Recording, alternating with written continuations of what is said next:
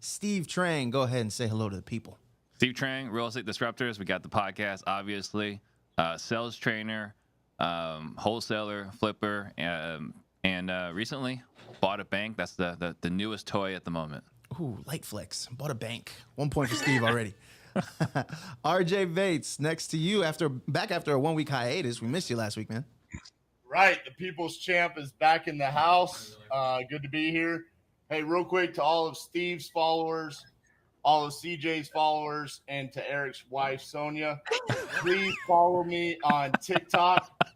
There's a ton of humor there. I'm hilarious. And especially for all of Steve's followers, I know you're not used to experiencing humor, so please go follow me on TikTok. Well, welcome back. We're excited to have you back. And yes, go follow RJ on TikTok. All right. Oh, man. Next up, we have man who I got to finally meet in person yesterday, Eric Brewer. Say hello to everybody. What's up, everybody? I'm excited to be today. I actually just flew back from Steve's headquarters yesterday, landed at about 5:30 a.m. So I will continue to completely disrespect everybody else on this panel, even though I'm only at like 50% capacity today and I slept 45 minutes. I'll still sort of show these guys how it should be done. And unlike RJ, I don't have an entire team of VAs logged in right now, ready to vote for me. And he still only gets second most of the time. All of that put into it, but it's all so fun. And by the way, no hockey jersey today, which is a change for him. So wherever he was last week, he's come back a new man, and I like it. I do like the tee. I like the crew neck. Yeah, he's got that Paul Wall branded, right? People's Champ. I like that. All right. And last but certainly not least, my man CJ. How's everything going, man? Beautiful, man. Beautiful. Good to be back. Excited. I'm glad to have RJ here. I'm glad to have Eric here. Glad to have Steve here. I'm coming off a nice victory last week, giving some great takes. Excited to do it again. Chris Jefferson, charged up university. Do everything in real estate, probably too much. But yeah, I'm excited, man. I'm glad to be back. Glad to get another win this week, man. Let's rock and roll. There we go. There we go. Welcome back, everybody. And yes, like CJ said, he was last week's champion. So let's see if he can repeat this week. For those who are tuning in for the first time, the way the program works is we give each contestant about 45 seconds to answer select few questions that we have. After that point, the floor then opens for them to argue with each other, rebuttal each other. I instigate a little bit and try to help out in that sense. And then we pick a winner at the end of the show. During each round, you get the opportunity to vote, so stay active in the chat. Make sure you submit your questions because the last question that we ask is actually a viewer-submitted question. So with that being said, gentlemen, you ready for question number one? Let's go. All right. If your real estate business does about 3 to 5 deals at the average of $10,000 per month assignment fee, what's going to be your personal strategy for the next month or 12 months? I'm sorry. Let's start with Chris Jefferson. Yeah, I love the question. You know, I think we've gotten to a space where everybody thinks you have to go out and have $100,000 a month wholesale business and all these different things. What I like about this is if you're doing 50,000, let's just say a month from wholesaling, to me, that's a really good, strong business that's bringing in some solid cash flow on a monthly basis. My strategy with that would be very, very simple. I would be out attacking seller finance opportunities. So I'd be looking for absentee homeowners that are of 60 plus age, that have free and clear property, and I'd be offering seller financing to them. I'd be using the money that's coming in on a monthly basis. So I have the opportunity to make down payments, opportunity to make my monthly payments, and I'd be wrapping the financing on those and creating win opportunities by doing that. I'd also be using it for sub 2 opportunities. We're in a falling market right now. So as pre-foreclosures become opportunities, the reinstatement costs for loans, the closing costs for loans to get these sub 2 opportunities to the closing table, where you then can have control of that property, that money coming from your wholesale business can be used for that. So we're at a period where stop using wholesale money to live off of, start using some of that wholesale money to reinvest to create some passive income. Was that a 45-second buzzer or was that like a 2-minute buzzer? It was a 45-second-ish buzzer. All right. You know? There you go. The champ has to get some grace. That was like Eric Brewer-like buzzer. No. I had a request to cut back on the buzzering. So, you know, I got to play it across the board. Let's go over to Eric Brewer and let's get your thoughts on it. So I think that's, I would agree with like most of what Chris said, except you heard him say he does everything in real estate. I think what's really difficult for a lot of folks like us It may be difficult for us to remember what it was like to do 2 to 3 deals a month at that type of revenue. If you're doing 3 to 5 deals a month and making 50 grand, I don't know that I would change a lot. What I would be aware of is, what about my existing business is no longer going to be profitable or as easy as it was before. And I would be selective about choosing maybe one of the things that Chris talked about. So I do think what you got to do is start to take your profits and reinvest it and learn how to make money when you sleep. But I would be very careful trying to do 6 different things at one time when you're doing one right now that's making you $500,000-$600,000 a year. Stay to your core and maybe plug in one thing. And I would say sub 2 or novations would be a likely addition to your already relatively successful business. Okay. All right. RJ Bates. Yeah, I'm going to mirror what Eric said there. I think if you're averaging somewhere between $35,000 to $50,000 a month, I think you need to stay laser focused on your wholesaling business, because you're not great at it there yet. You know, I mean, to go out and kind of mingle and other different things like seller financing and creative financing. Yeah, I think maybe you can add that tool to your tool belt, but you still need to be wholesaling those before you're taking it down and you try to become, you know, the bank when you're seller financing, or become a landlord or something along those lines. I think you still need to stay laser focused on becoming a great wholesaler before you shift your attention to something else. I think, yeah, there's going to be opportunities where creative finance is going to be more available to us over the next 12 months, but I think you just need to stay laser focused.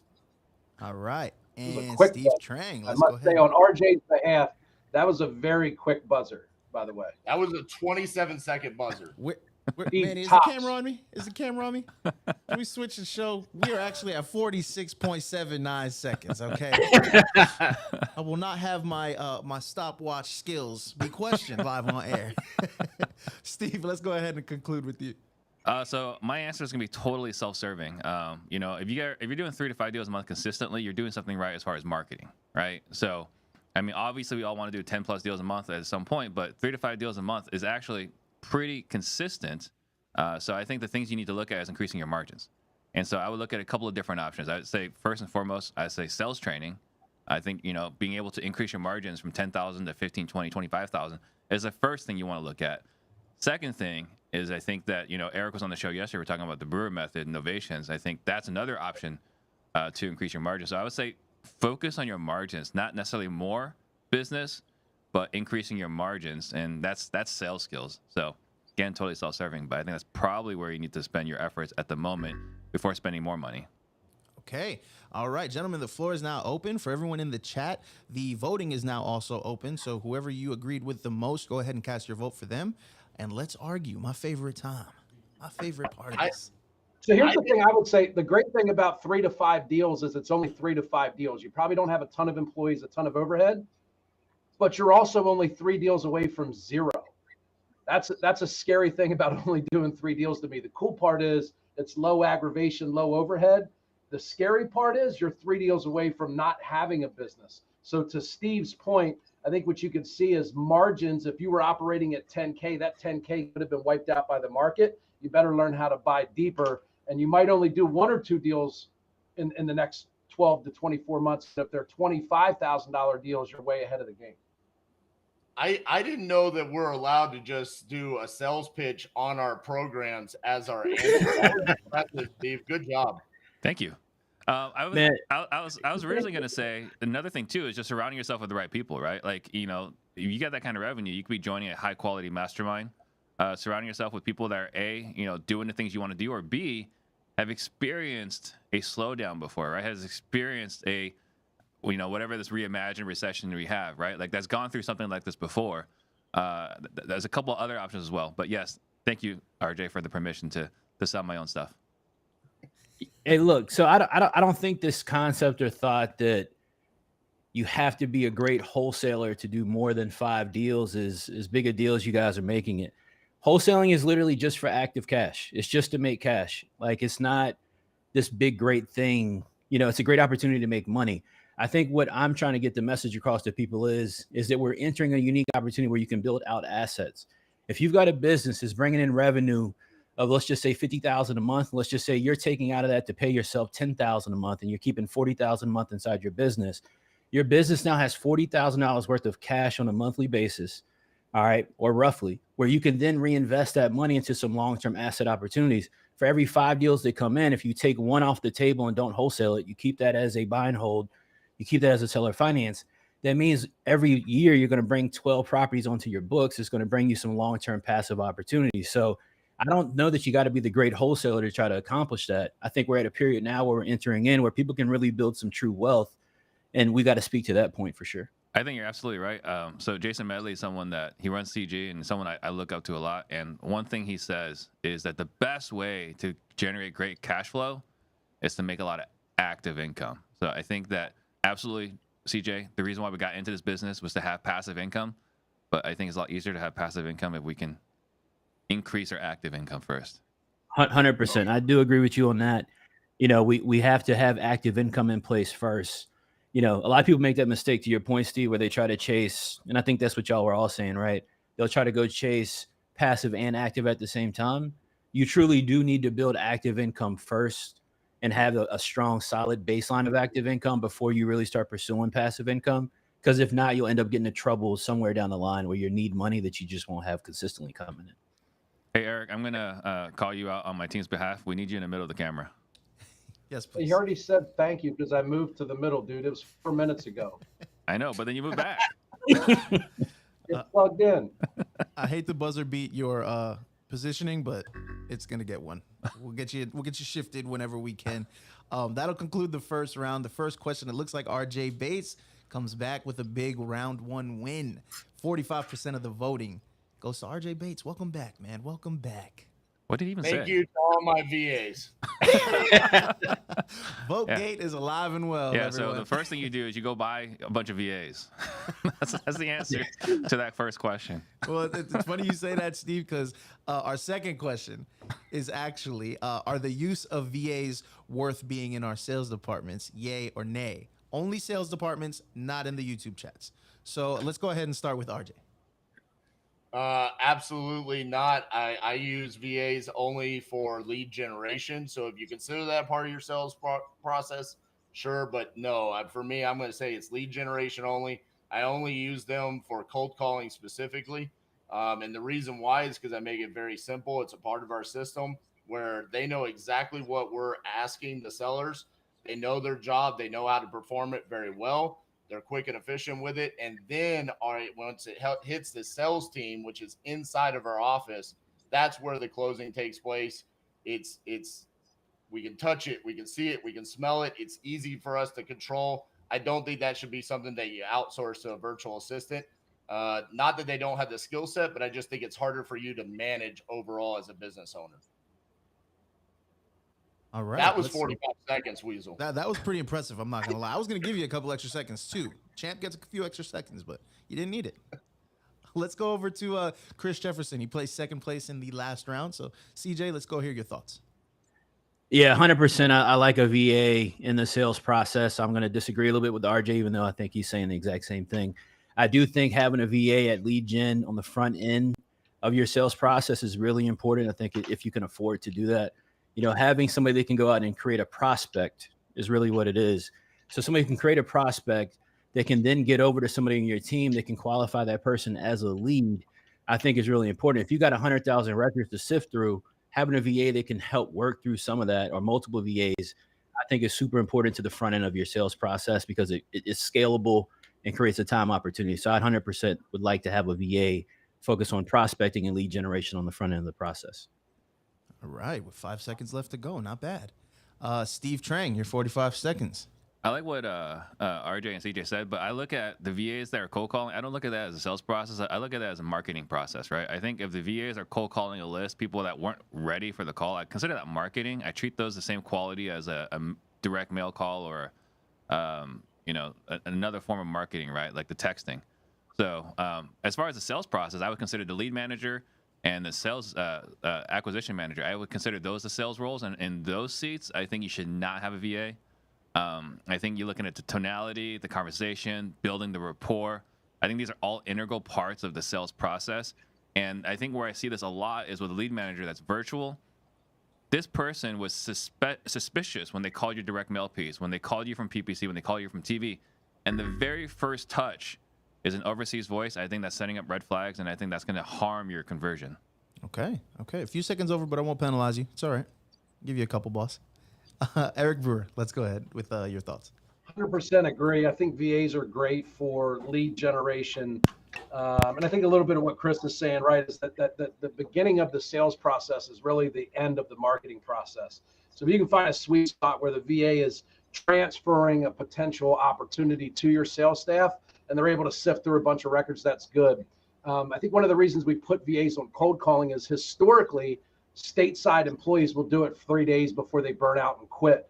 We've actually started having our in-house ISAs only doing 90 minutes of cold calling per day. And we found that they're actually able to get 5 times the results that VAs were able to get. And by capping it at 90 minutes a day, they stay energized. They don't get burned out. Love VAs for lead gen should be that 10,000 miles away from anything sales related.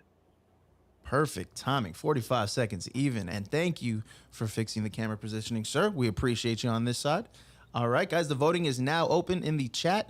And gentlemen, do we disagree or agree with each other? It sounded like we mostly agreed, unfortunately. So, yeah, I think. No, go Steve. Well, again, I just wanted to emphasize, right? Like, I think that cold calling, the way we look at cold calling is just another marketing piece, right? Because the VAs is calling a list that's unsolicited and they're raising their hands. And all we're looking for is someone to say, I'm interested in selling. Even if they say, I'll sell for some ridiculous price, then the lead manager gets to start selling appointments, right? That's the role of the lead manager. Now they're selling, but the VA, their sole job is to just get people to raise their hands, which is the same thing as direct mail, which is the same thing as PPC, which is the same thing as TV.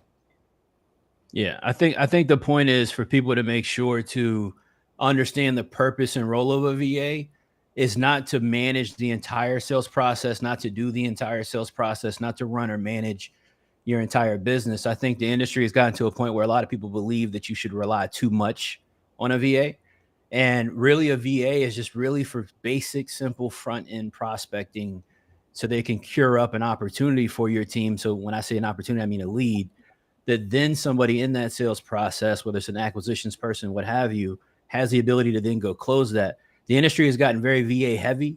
A lot of people think that they need a VA to run their entire business, and that's just not the case. So I think we're all kind of saying that at the same time. And the big risk is if you're having a VA start closing your deals, man, like we spend so much money to get people to raise their hands. And every time we miss a sale, that's costing us tens of thousands of dollars. So don't look at the cost of the VA. Look at what's costing you and lost revenue by having a VA try to close your deals.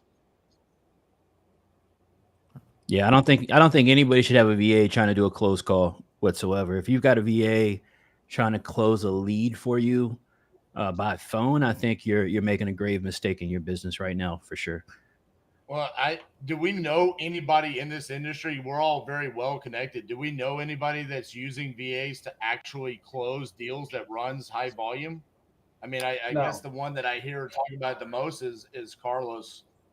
Yeah, but I think the tough part about that, though, RJ, is that a lot of people who are newer that might see some of this information, they don't know how to decipher that. They just say, hey, get a pre-trained VA, put them on the phone. They can call sellers for you and close, da-da-da-da.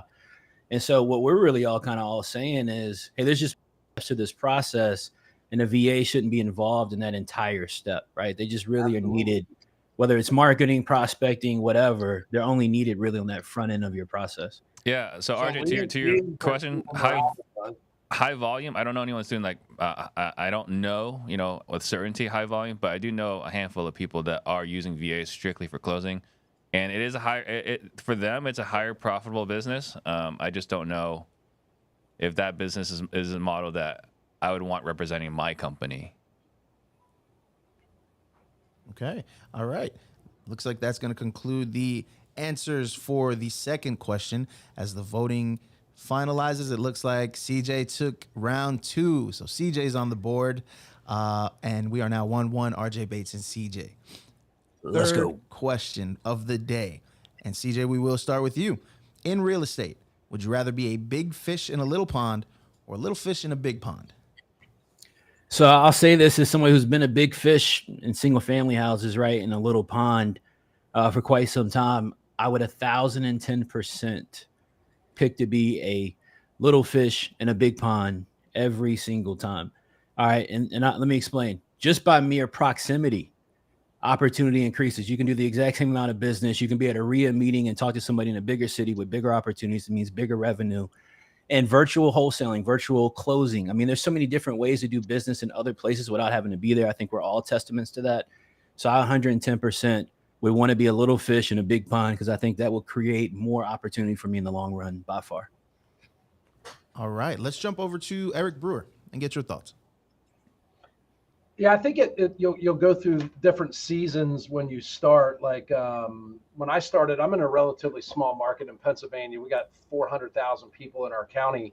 So I just didn't have much competition. It was easier for me to sort of gain traction without having big competition. But I think you get to a phase in your business when you actually have good systems and processes, and you have the ability to be able to convert. In my market, like if we make $30,000 on a $100,000 house, that's a lot. When you go to some of these higher end markets where the values are 3 and 5 times, if I get the same discount in that market, I make $100,000. So I think when you start, it feels safe. It feels easier to start off as a little fish in a little pond. But eventually, once you get good, you should probably move to an area where you're going to get a higher return on each and every one of those transactions. So I think it's different when you start versus when you get to a place to where you have a sustainable business, and then you should look at going into a bigger market where you can have bigger rips. All right, Steve Trang, let's jump over to you. For me, I would rather be a little fish in a big pond. I mean, just by nature, that's what we're doing in Phoenix, right? I think there's just so much opportunity. If you look at our avatar, right, is avatar someone that's going through distress, and traditionally or historically, 2% of the population is always in some sort of distress, right? So 2% of a population of 6 million people, there's so much freaking opportunity. So for me, I want to be a little fish in a big pond. The other thing is, if I was a big fish in a little pond, man, like your radar, you're on everyone's radar. You're a constant target, right? Like everyone's attacking Open Door right now for a reason, right? So I would rather be a smaller fish in a big market. There's plenty of opportunity. Our margin, we run a very high margin business. There's so much upside being a small fish in a big market. All righty, and let's conclude with RJ Bates. Yeah, I want to be, obviously, I'm the nationwide guy, so I want to be a little fish in a big pond here. I mean, for me, it's about opportunity, okay? I want as much opportunity to be available to my team and my company and my legacy as possible. So that's why I've opened up every possible door that we can with being in that big pond. And I don't want to say it's the wrong way for someone that disagrees, but there is a portion of being the big fish in the little pond that's slightly just being ego. I mean, you're limiting your opportunities. And at some point in time, if you are the big fish in a little pond, don't you want to say, I've maxed out my potential here. I've got to go to a bigger pond. And so then you're just going back to why I'm so strong about my answer. All right. Everybody in the chat, the voting is now open. And gentlemen, the floor is open. Yeah, I love what RJ just said, because, I mean, I can speak to it as somebody who's in a smaller market. I know Eric's in a smaller market, I think, as well. But look, for me personally, man, like RJ's 100% right on the fact that you cap out, right? Like, so the scope of work, you know, the SOPs, all these things cap out just by proximity of opportunity. I could take my existing business as it is right now. I'm in the middle of doing this personally myself, right? Like I'm looking at multiple cities to possibly move to right now that are big markets, for the simple fact that I could take the same people, the same effort, the same energy, and place it somewhere else and make more revenue, create more opportunity for myself in the future.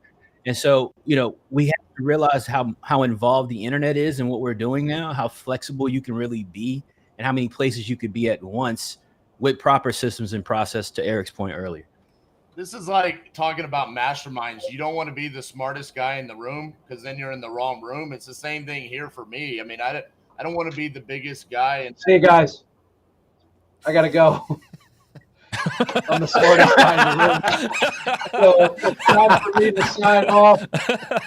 Best advice I've got all week. Thank you, RJ. Yeah. Damn it. After all these weeks, I'm in the wrong room. that was good. That was good. That That was think well played. That was well played. My personal experience was this. I became a big fish in a small pond. And now what we've been able to do is I can move into different markets, use probably 75% of the staff that we have here, what we call our hub. If we decide to go into a different market, I may only hire one or two people in that particular market, and I'm able to be much more nimble and bounce around from different markets based on what's hot, where the trends are, where I'm able to generate, low-hanging fruit from easy deal flow. And I think there's 100% a lot of validity to what Chris and RJ said is like, if you're going to do the work, you might as well plan on succeeding. And if you're going to succeed in an 8 to 10 million person market, that just looks a lot different than succeeding in a market that's got 300,000 people. And then to RJ's point about going nationwide, I totally respect everything he's done. I think one thing to be careful, because we've seen a lot of our friends try to do this nationwide wholesale and nationwide PPC thing. And now they're kind of freaking out because they got a bunch of properties under contract that in a shifting market, they don't know how to handle it. So I love what RJ's done. I would say for everyone else that's listening, proceed with caution if you decide to go that route, because I don't think it's as easy as it appears on social media.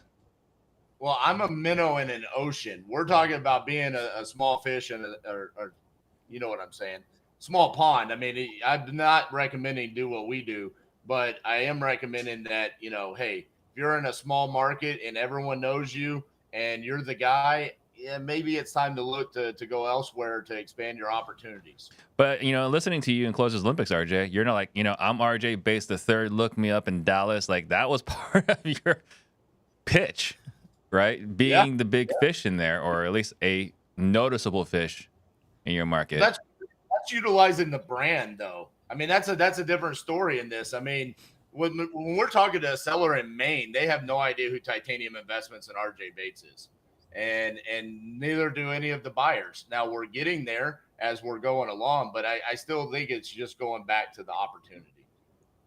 Real quick too, I think a lot of people scare out of big markets. I know I deal with a lot of people as students who are brand new to the business, and the thoughts of being in the Phoenixes and the San Diegos or LAs or even just other big markets can be pretty daunting.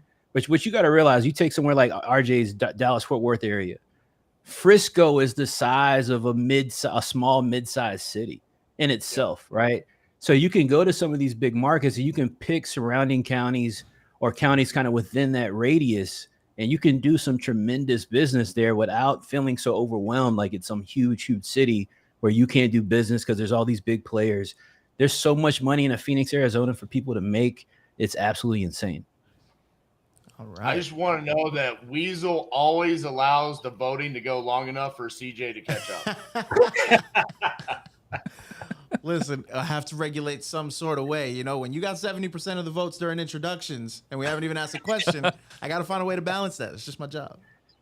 It looks like the voting is closing right now, and it actually is going to end in a tie. So you didn't lose, man. It didn't cost you one.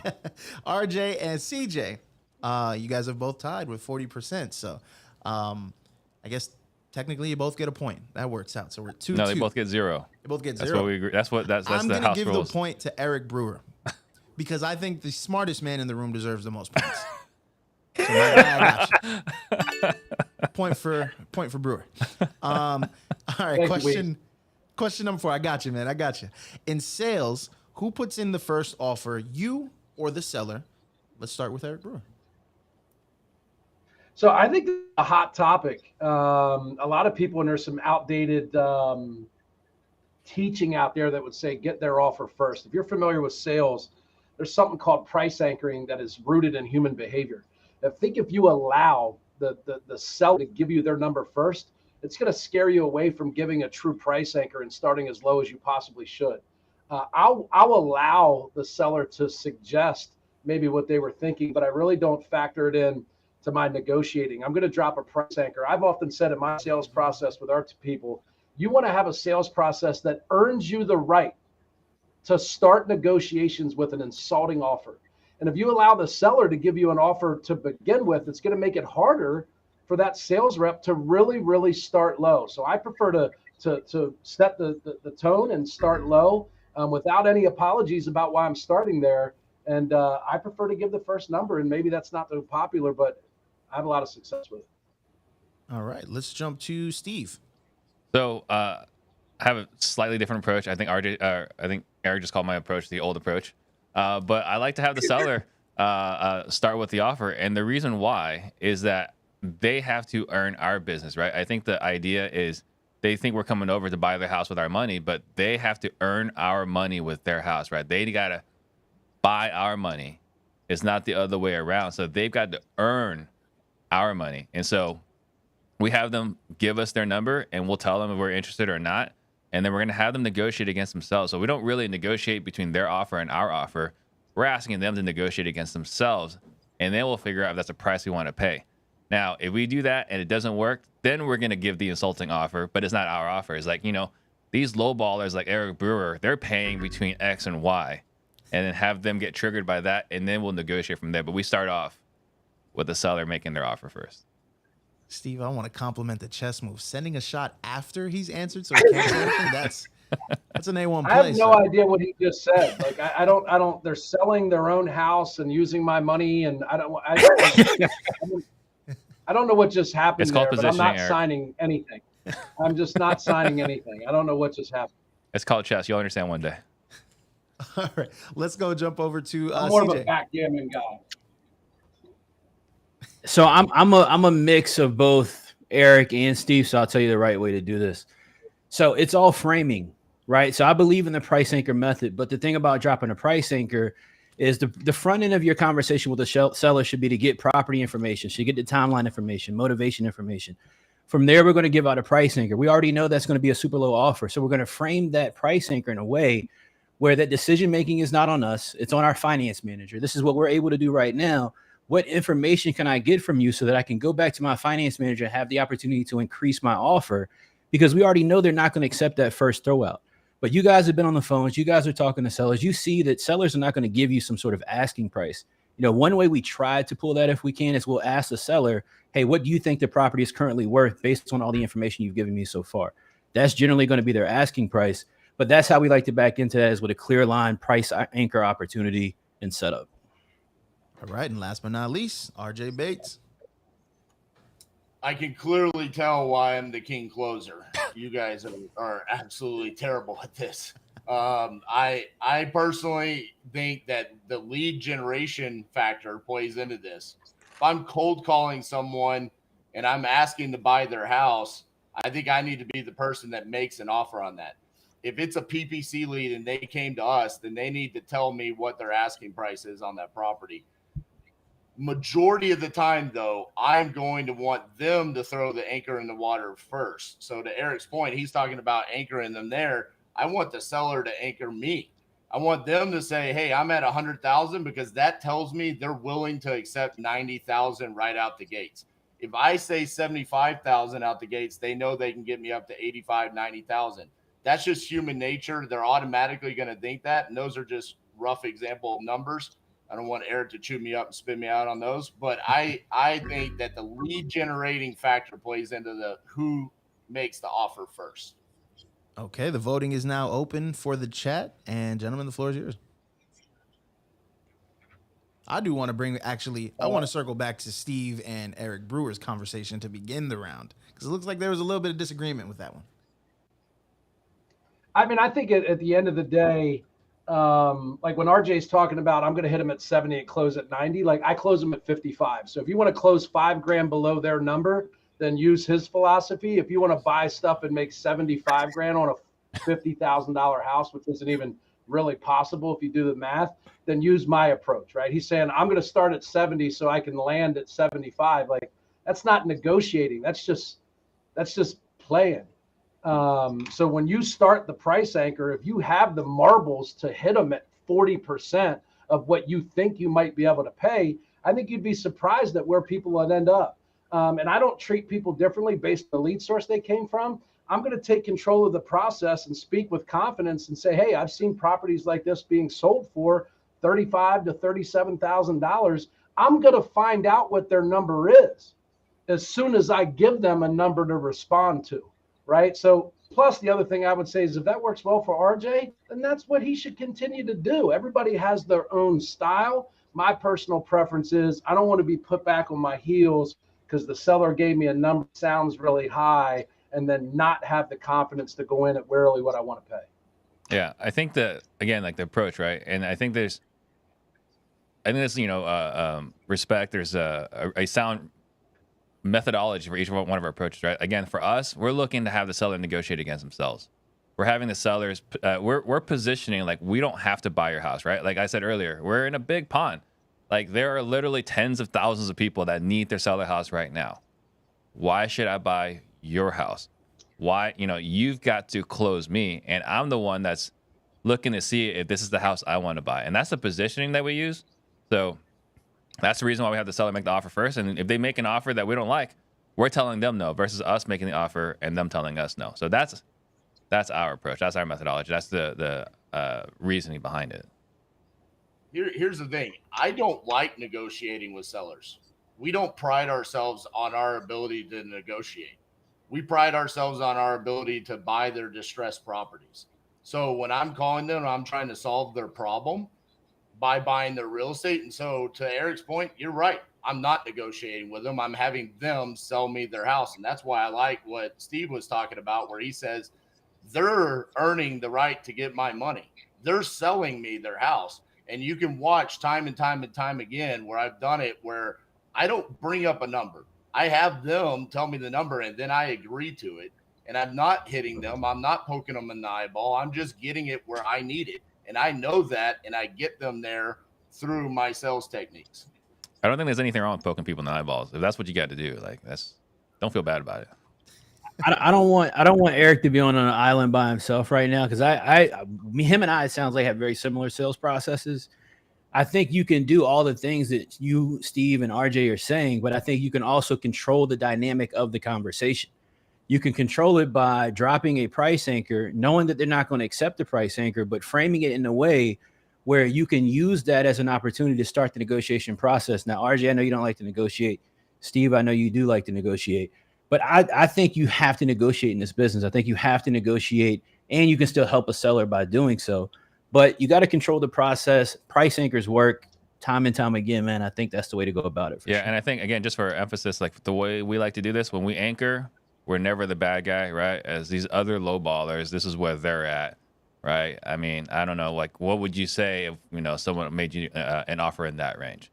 So we may put the number out first if they refuse to give out a number, but it's never our offer. It's just like, everyone thinks that whoever says the number first loses. So we'll say a stupid low number and see how they react to that. So CJ, just to clarify, you're saying all of your newer wholesalers that are coming in, they should be making the offer before the seller gives them a price. Yes, man. Listen, you can work through conversation with the seller and try to pull an asking price from them. When I teach my students how to do that. But what you can very easily do is this, RJ. I can have a conversation with you and I can drop a price anchor knowing that you won't accept it. If my target buy point is 70,000, I start my price anchor with you at 50,000. But in that conversation, I'm letting you know very clearly, hey, RJ, this isn't my offer. I don't even get paid, RJ, unless this deal closes. I want to work with you today to figure out how we can close this together. Right now, I'm approved to give you an offer at $50,000, but I think your property is worth much more than that. How can we figure out how to get to the right number and what makes sense for you and as it makes sense for us and it's a win-win situation so we can move this deal to closing? And then you start that negotiation process. But I want to set that realistic expectation up front that, hey, you might want 100, but I'm all the way down here at 40. We're going to have to talk a little bit and get this figured out. Especially right now in a falling market, you're going to have the ability to be able to do this and drive lower numbers more and more. Hey, Chris, do you get? So I think one way to do that that's sort of in line with what Steve said is rather than an offer, make a suggestion or an observation. Right. I've seen we have public auctions in Pennsylvania, real popular here. So one of the things we'll do is we'll go, hey, a lot of times we find ourselves at auctions bidding on properties a lot like yours. And at an auction, you have someone that's a high bidder, and then you have the seller like yourself that has the right to say no, thank you if they're not happy with the offer. I attend a lot of those auctions, and I see people that are normally the high bidder on a property like this around $60,000, $65,000. If you were selling your house at auction that day, would that be no deal? Or would you try and maybe lean into that and see if you couldn't maybe make that deal work with a buyer? So I think that the good way is, because let's face it, it's easy for us to say, negotiate against themselves, price anchor, all that stuff. But particularly when you're doing virtual, like RJ can get hung up on in a split second if they don't like what he has to say. So he's got to be delicate about how he moves in that offer situation so he doesn't blow a good deal trying to get a great deal. So I like making a suggestion or an observation, sort of like what Chris is saying, is like, I think these numbers are sort of like this for other people and homeowners, but I'm not real sure if that lines up with what you were hoping for. So don't make a firm offer and then lose the ability to come up if you decide to do that. Make a suggestion about numbers that you think are in line with that style property and that location, and then gauge their response and go from there. Last thing, Weasel. I just want to go back to it. I asked CJ that for a reason, and then Eric just wanted to talk for 3 minutes for no reason. So, case in point, I watched CJ. I'm going to give you some PTSD. Remember what happened to you at the Closers Olympics when you talked to that lady and you tried and you went, and then when you price anchored her, what happened? She hung up right in your face. She turned cold on you. Y'all were best friends before. Her tone changed. No.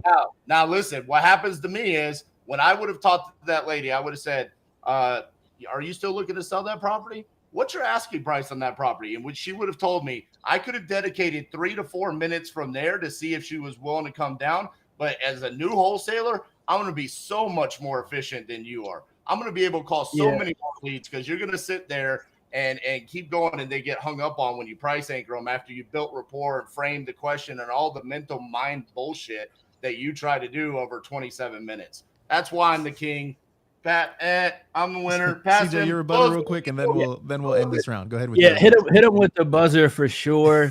Because one thing I've learned, Weasel, is sometimes you gotta let people that are wrong have some. Everybody needs a moment in the sun. Everybody needs some vitamin D.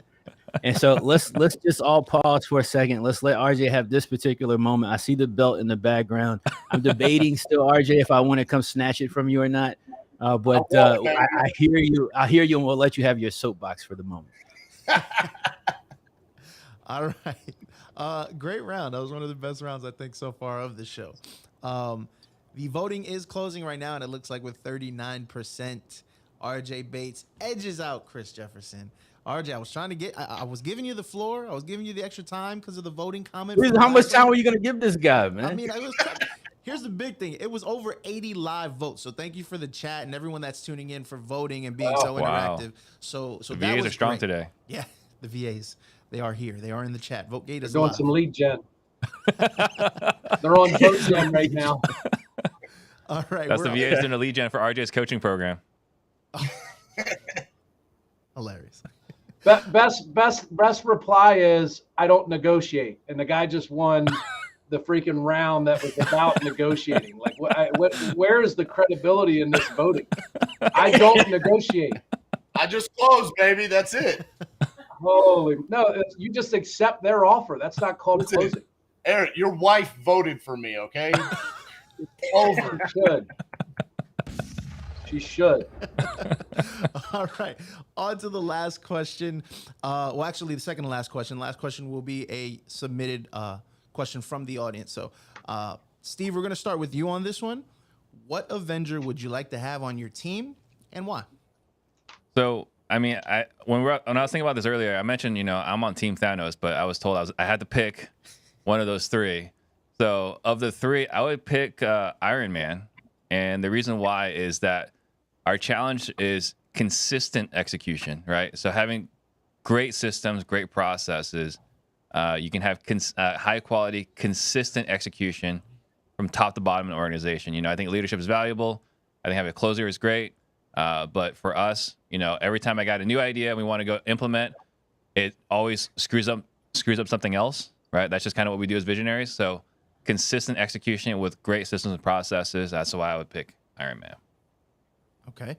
I just want to let you know also there's way more than 3 Avengers. Well, the title was we had to pick one of the 3. I don't see that one. And also you picked the Avenger that's dead. So it's okay. He was a man that chased his dreams. He was a man that chased his dreams. Let's go over to Eric Brewer. Which Avenger, I should say, would you have on your team? I was going to say Iron Man, but now I feel like a fool for agreeing with Tim. Steve. That just blew my mind, and I'm not sure how Iron Man has anything to do with systems and processes. but maybe you can explain that to me on a later show. Do not take my time because you were about to try and explain it during my 45 seconds. But I would probably just be the hawk. I like the fact that he had sort of an itchy trigger finger and could lose his cool. As leaders, we have to keep our cool all the time. So I'd like to have someone that just snaps every once in a while and throws cars across town. I think it would feel good to be like one of those places where you can go swing a sledgehammer and beat a car up to let the stress and frustration out. So I would go with Hawk, but mainly just because I don't want to agree with Steve. All right. Let's go over to RJ Bates. Which Avenger would you pick? Okay. The thumbnail said Avengers, and I dedicated 45 minutes of my life for my answer, so I'm giving you my whole answer. I love it. My team is Iron Man, Money and Innovation, Wolverine, he's a warrior that can't die, Namor because of his aquatic abilities, and then you would help control 71% of the planet, Vision because he controls an Infinity Stone and extreme intelligence, Thor, he's a god, Doctor Strange, Time Stone, sorcerer skills, Deadpool, can't die, almost as funny as me, and Ghost Rider because he's essentially immortal and can sense evil. If I only have to pick one, it's Doctor Strange. Time Stone, I can screw up as many times as I want, rewind, do it again, and I'm good. Doctor Strange. That is the single-handed best answer I have seen on this program right now. I'm actually going to vote for RJ. You said what? I'm going to vote for RJ. That was amazing. That was amazing. That was really good. Preparation is impeccable. Listen, my vote right now is for RJ because I haven't watched any of these Avengers this and Avengers that. I hear it's pretty cool and whatnot. But I like dedication. What I see here is RJ spent 45 minutes of his life instead of calling all these 50 states. He stopped for 1 second. And he researched and watched all the Avengers movies and fast forward on YouTube. He made all these notes and came up with this thought. What a monologue, man. Just so beautifully put. My answer would have been very similar to Eric Brewer's answer. I'd pick the Hulk because I think business is cutthroat. And I think sometimes when people piss you off, you got to knock some stuff over to get things done. But shout out to RJ and all. I don't know what he's talking about right now. I don't even know if people are even Avengers. He needs a time stone to get all that time back that he wasted. So, Jesus. I guess this is, again, a challenge that we have as an organization. It was not effectively communicated. So we were supposed to pick one of three, right? Captain America for leadership, Thor for closer, or Iron Man for systems and processes. And when I'm talking about execution, it was he built a core in a cave, Eric. Like he needed to survive. And he executed. That's what we were going with this. Wasn't he in a mansion? Oh, you're talking about when he started. Okay, I get it. Steve, I missed the cliff notes, dude. I didn't see it. No, it's not you. It's on me. It's our organization. So I want to say this is going to be the biggest or largest discrepancy, I should say, in voting. If you guys have any last second thoughts, go ahead. But it looks like this one's going to be settled. So. I need a time stone. Let's see it. So right now, the voting's only been open for a minute, but I don't think we need much more than a minute because with 70% right now, we have RJ Bates. I would like to point your attention. If CJ gets a vote, we're canceling the show. What's going on here? What I would like to do is point your attention to the panel right now because it looks like we have an appearance from Thanos himself. The similarities are there. I see it for sure. I don't know if you guys can see it yet, but the viewers at home, we might have to open up a poll and see how similar do these appearances look. Eric Brewer, Thanos, it's looking 100%. Eric Brewer. We're on to the last question of the day. This was an audience submitted question. The question that we have is, which strategy is better, wholetailing or novations? Let's go ahead and start with the leader, RJ Bates, right now. Just so I can disagree with Eric Brewer, I'm going to go with wholetailing. Just because I want him to really sell his course right now, just like the first question. Wholetailing is hands down better than novation. You would be an absolute moron to ever do a novation agreement. It's the worst strategy ever. There you go, Eric Brewer. I have teed you up. Sell yourself, baby, for the next 45 seconds if you can, Mr. Hulk.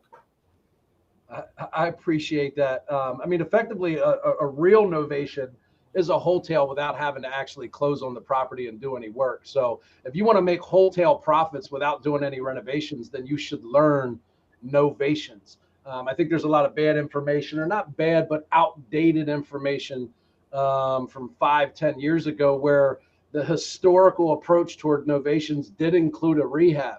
The way that I've been able to apply it since 2011 does not include any renovation, which is the great thing about wholesale, right? We're not married to a wholesale number. We're cleaning it up, putting it on the MLS, and making double what we would have made selling it to a cash buyer. Novations actually allow you to do the exact same thing without physically closing on the property, and there's a bigger pool of that inventory out there than there is even wholesale or wholesale. Okay, perfect timing too. 45 Thanks, seconds. RJ. Steve, let's go over to you. I mean, I've had the opportunity to learn novations directly from Eric. When I asked him where he learned it, wholetailing versus novations. Novations is wholetailing without having to take the property down. So the problem with wholetailing is you actually have to close on it, which means there's more risk and there's more capital at risk. You have to be able to hold the property and make monthly payments. If you're doing hard money, you're just tying up more capital and you're exposed longer. So novations is wholetailing without the risk. It just seems like a no-brainer if that's the comparison. Okay, and CJ, let's close out with you. Yeah, I think the commercial segments today, man, just first and foremost have been great. Especially this one. I like this, wholetailing versus novations. As somebody who's done a considerable amount of wholetails, I'm in the process of learning and starting to implement novations myself. I agree 110%. It's the exact same thing as wholetailing, same exact opportunity, without the debt, without the risk. So it's definitely better, 110%. Guys in the back, and Steve, if you can send me the commercial rate sheet, so I can go over with my team and approve the charge to a commercial, let me know. And novation is where it's at for sure. And shout out to the U fam, because I'm gonna be showing y'all novations in the future. Shout out to Eric Brewer as well. Nice. All right. I think we have to get the poll restarted, so I do apologize for the chat. But gentlemen, the floor is open. Any last second commercials that we want to throw in there before we end up today? I think the bottom line is you really should probably be doing both. I mean, as much as I obviously have had success with novations, there's just some deals where it's not going to make sense. One thing that's definitely going to change, I think, is wholesaling, and the margins are going to be compressed from what they were the last 2 years. Make sure you maximize the return on each and every one of those deals when you get them. Right now, there's some wholesalers. RJ was talking about he had houses that were selling in 2 hours that are taking 2 weeks. If you can take that deal down and it requires a little bit of risk, we're in a risky business. But just make sure you understand what the actual ARV is. And instead of wholesaling it, making $6,000, if you can borrow a little bit of money, list it and sell it in 90 days and make $30,000. We work so hard for leads and deals. Figure out a way to borrow some money at a reasonable price and wholesale it, right? Like, you can only do so many transactions. There's only so many deals. Make sure, whether it's novations or wholesale or sub-2 or whatever, maximize the opportunity on the lead, and get as much out of that opportunity as you can. And I just want to say this because I kind of joked at my answer. I agree with what Eric has said. I think that novation is not always going to be the answer, and I think that's going to be partially dependent upon your seller, if they're willing to do that. And if not, that's where you transition to the wholesale opportunity, if the numbers can't work as a wholesale. But just personally for me, I haven't done very many novations, but if I were to add that to my arsenal, Eric would absolutely be the person that I would go to and find that out.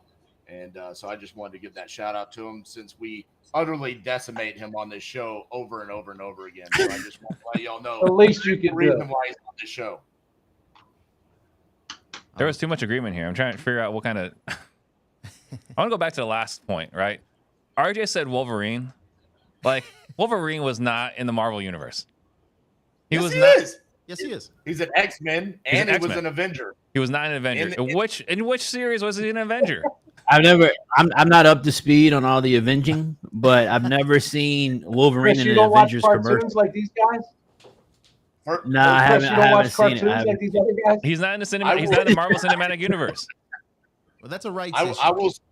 Because Steve's off watching NFTs and Avengers and Whoa, living bro. in the metaverse. Whoa, hold on. We're not talking He's in about there right now. That's actually not Steve. That's Meta Steve. Look at the background. He's in the Not even metaverse right now. It's his NFT. You can see it's all grainy and digital. First of all, Steve, you don't base who is an Avenger and who isn't based off the movies, okay? You base it off of the comic books, okay? We can't all be Jeez. comic book nerds. I mean, CJ, we have to educate them on even the freaking movies. Yeah, listen, I don't know who's on which team, Marvel versus Avengers, and look, I don't know. I'd be Thanos though. That's who I'd be. Yeah, It's a I bad like when he had all Thanos. the So Infinity I see RJ got the most votes in this one, but I would probably veto him on this one, and I'll go with Thanos, aka Eric Brewer, on this last round. Agreed. Well, the voting from the people who watched the program and those votes that count said 41% for RJ Bates on the last question, which would put him at 4 for the day and makes him this week's winner. So, RJ, Wait, so RJ beat Eric? Oh my God. Vote gate is alive and well, people. The guy that doesn't negotiate just closes. This is what happens when you pay your VA $7 an hour versus $4. This is what you get. It's lead All I gen for do his is- coaching and lead gen for his VA services. This is great, RJ. I love what you're doing. Any All I words, do any is win. victory speech, RJ, you'd like to give the people? This is how bad the people missed me from last week. I mean, I was getting messages all last week about how bad the show was without me. I came in and I clearly just laid down the law and won. Utter decimation. Congratulations, CJ. Even your students converted to Titans. Well, that will be the end of the questions for this week. Gentlemen, I do want to go virtual left to right, give everybody a chance to say goodbye to the viewers. We do want to thank the viewers this week. We had a record number of votes casted, so thank you guys for all the engagement. And let's go ahead and end it with starting with Steve. I would say, thank you everyone for, watching, entertaining us, right? While we're just talking about what we enjoy talking about. This is our passion. So I appreciate everyone that's watching. And supporting us. And I really don't think that RJ should win this week since he said that Wolverine's an Avenger. But beyond that, I really, thank you everyone for watching. All right. And to his right, Eric Brewer, your closing thoughts, sir. Yeah, man, I really enjoy this. I just appreciate everybody tuning in. We're obviously getting a bigger and bigger following each and every week, especially when RJ's not here. We get a ton of people to tune in. And it's just fun. I like the pressure that it puts on us. I mean, I think you can tell from all of the people on here that we take this seriously. We like to have fun. But I think if you tune in here and you're willing to listen to what each and every person has to say, you're getting literally months, years, decades of information in a 1-hour show. And I personally like the fact that I've been invited to be part of it. I consider it an honor, and I have a lot of fun, and I learn at the same time. So I appreciate Steve putting this together, and I appreciate both CJ and RJ contributing and making it a good time, and everybody that tunes in. Absolutely. To your point, yeah, it's free game every week, man. Free game every week. So we appreciate you guys, and it was a pleasure to be able to meet you face to face yesterday, man. So thank you for your appearance this week. Let's go over to CJ. Close it out for us. Yeah, man. Fun week again, man. I love doing this show on a weekly basis because, and shout out to everybody tuning in, man. Everybody voting, everybody, go share this link, let other people know about what we're doing here, because I think these conversations are really important. I think the perspectives that we're all sharing are important on a weekly basis, especially in a changing market, changing economy. But shout out to everybody watching, man, because, to watch this middle of the day or early afternoon, it takes some dedication, right? It takes some time out throughout the day to really set aside to get knowledge, get information, man. And that's what our goals are. That's what our focus is. That's why Steve put this together, was to contribute more to the real estate community in terms of knowledge, man. So excited to lose right today. So that RJ, I got this thing, like I play video games, right? I don't play Marvel, but I play like NBA 2K. And I got this thing where every time, once in a while, I got to let somebody else win because I hate when people quit, they stop participating. So I'm glad that RJ got a victory on his way back today. See you guys next week. All right. Yeah. And just real quick, I am starting a GoFundMe for CJ's internet. So guys, check out the link below in a little bit. Hilarious. CJ, I didn't know you were a 2K player. We're gonna have to set that one up. I already had to. Let's talk. I already for had sure. to sit somebody down in the office. I'm just saying that. Let's do it. Let's do it. RJ, let's go ahead. I'm sorry. Let's conclude with you. So we'll have the champ take us out this week. Almost RJ bypassed the champ. No, man, I'm going to echo what everybody said. I absolutely love doing this show. It's a ton of fun. And I don't think for those of you that watch this, because I used to watch the show Around the Horn, which is kind of what this is based off of, and pardon the interruption, but really Around the Horn, 45 seconds is hard to get a full thought out, especially in like in depth on what we're going over. And so it really